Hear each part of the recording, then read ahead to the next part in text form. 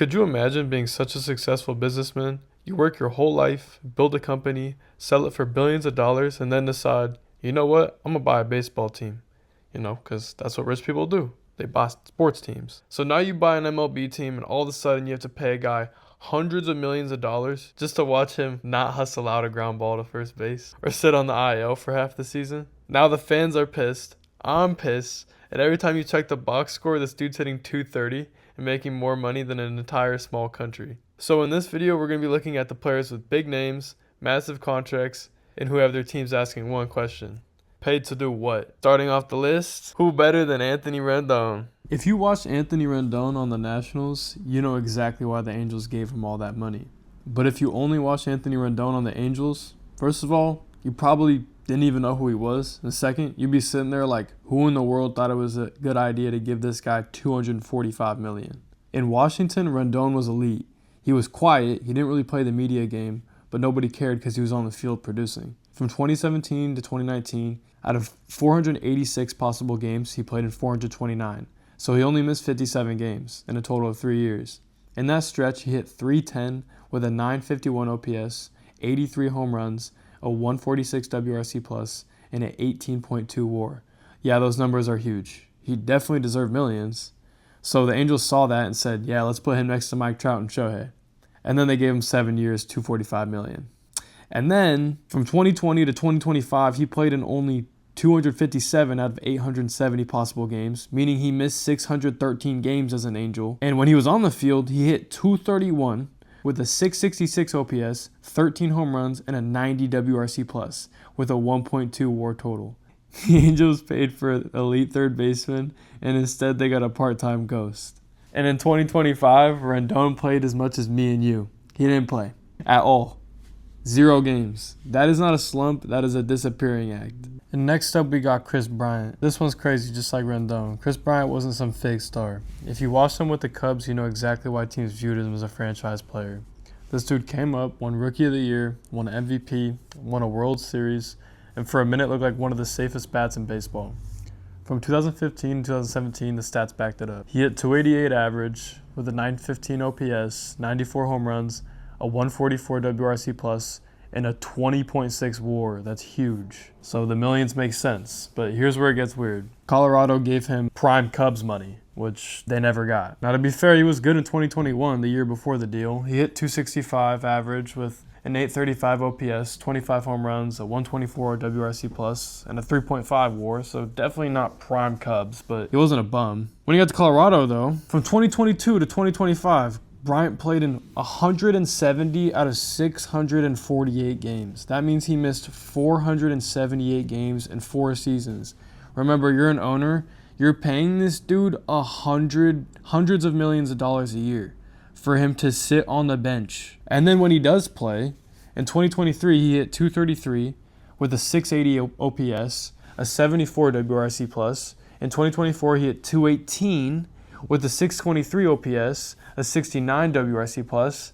Then in 2025, he hit .154 with a 400 OPS, 0 home runs, a -4 WRC+, and a -0.5 WAR. That's terrible. Now we got Trevor Story, and this one's kind of tough because this one's quite recent. And if you watched him in Colorado, he was electric. He had power, speed, defense, athleticism. He brought the whole package. And that's why Boston gave him 6 years, $140 million. They're not just paying for a second baseman, they're paying for the Rockies version of Trevor Story. The guy who could hit 25+ home runs, play a premium position, and still bring value with the glove. And honestly, he even gave him some hope recently. In 2025, he played 157 games, reliable. He hit .263, solid. He had 25 home runs, so it's not like the Red Sox have gotten absolutely nothing. But when you get to 2026, it gets ugly, fast. This year, Story's hitting .206 with a 547 OPS and a 46 WRC+, and a -0.5 WAR. And when you're making around $25 million, that's insane. The frustrating part is that the injuries have been a huge piece of this too. Shoulder injuries, elbow injuries, a sports hernia. Like what's a sports hernia? It feels like every time he starts to look like Trevor Story again, something else breaks down. So Boston paid for the Colorado version, power, speed, defense, middle infield star. But right now they're getting a guy making $25 million a year with a 547 OPS.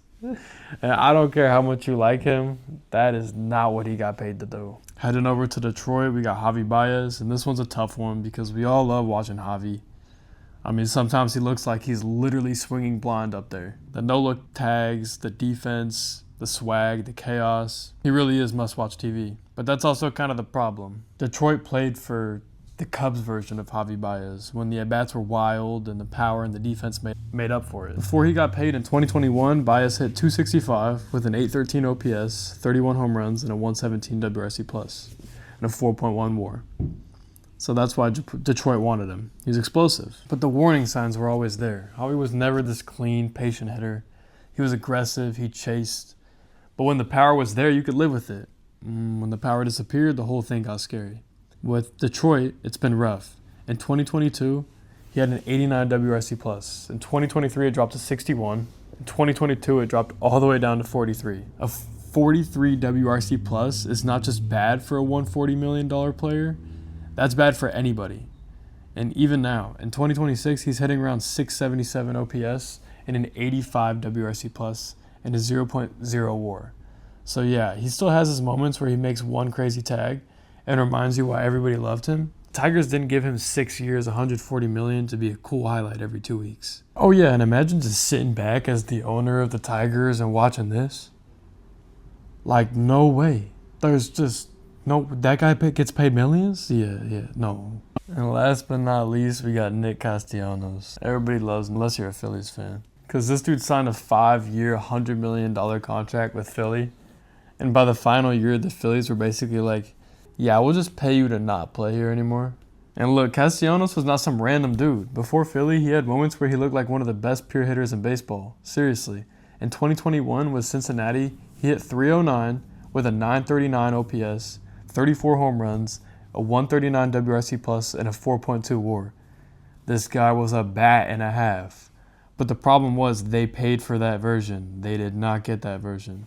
In 2025 with Philly, he hit .250 with 17 home runs, and by the end of it, he had fallen so far out of favor, so badly that they released him with 1 year left on the contract. Then he went down to San Diego, and it didn't exactly save the story. In 2026 with the Padres, he hit .191 with a .560 OPS, 4 home runs, a 51 WRC+, and a negative .0.8 WAR.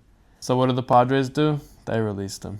They didn't want to pay him either. The Phillies paid for the Cincinnati version of Castellanos, the guy hitting .309 with an almost .940 OPS, driving balls over at a rate of 30+ a season. Instead, they ended up paying almost $20 million for him to go play somewhere else, and then that team later on released him. So if you're not already done imagining being an owner, I would too.